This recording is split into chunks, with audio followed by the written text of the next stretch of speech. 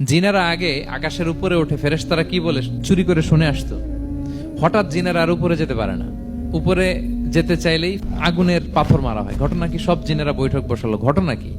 আগে কত তথ্য আগেই জেনে যেতাম, জেনে গণকদেরকে বলতাম, গণকরা আমাদেরকে ধন্যবাদ জানাইতো। তো এখন তো আসমানের সিকিউরিটি এত বেড়ে গেল কেন? কারণ কি? ওই যে শেষ নবী আসার কথা যে মনে হয় চলে আসছে, দেখো তো কোথায় আসছে উনি।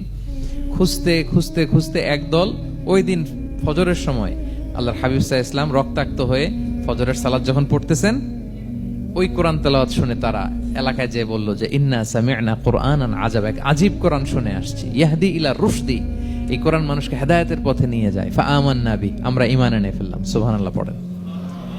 তো রাসূল সাল্লাল্লাহু আলাইহি ওয়াসাল্লাম তো এটা জানেন না। আল্লাহ তাআলা জিবরাইল মারফত জানালেন যে হে নবী, আপনি এসেছিলেন তায়েফের, তারা দাওয়াত গ্রহণ করে নাই, ম্যানকাইন্ড রিজেক্ট করেছে। কিন্তু আরেকটা জাতি আছে যাদেরকে আপনি দেখেন না, তাদেরকে বলে জিন কাইন্ড, মানে জিন জাতি। পুরো জিন জাতি কালিমা পড়ে মুসলমান হয়ে গিয়েছে নবী।